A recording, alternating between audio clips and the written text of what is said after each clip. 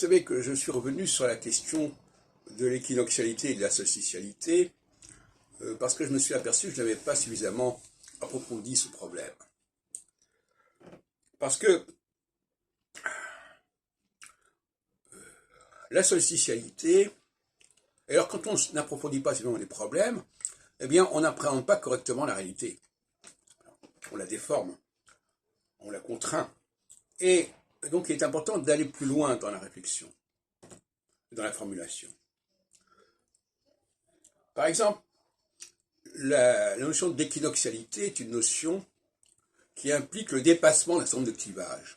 Certes, mais en éliminant certains clivages, on en retrouve d'autres en aval ou en amont, comme on voudra.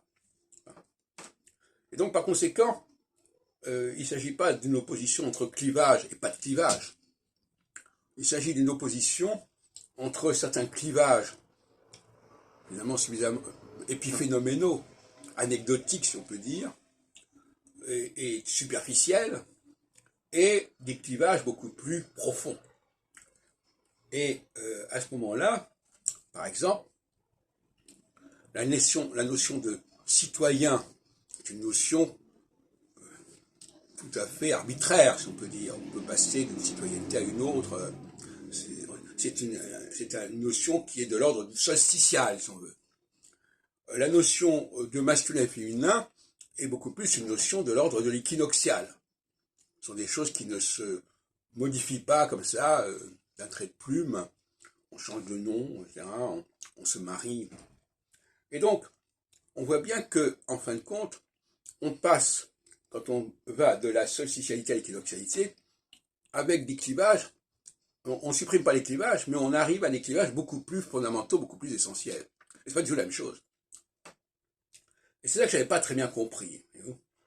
Alors, pourquoi? Parce qu'en fin de compte, ça veut dire que l'équinoxialité, ce n'est pas le déni des clivages majeurs. C'est au contraire de dire qu'il y a des clivages majeurs qui sont plus importants, plus déterminants que des clivages mineurs qui sont ceux de la solstitialité. Et en ce sens-là, quand on pense en termes de gauche et de droite, ça devient un peu complexe, parce que parfois on mélange tout ça. On mélange tous les clivages, on rejette tous les clivages, voilà, ce qu'on appelle jeter le bébé avec l'eau du bain.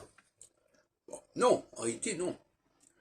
Les clivages de race, par exemple, les clivages de sexe, sont des clivages majeurs, donc que l'équinoxialité ne peut pas évacuer, et qu'au contraire, qui vont ressortir du fait justement qu'on aura mis de côté les clivages secondaires, les clivages superficiels.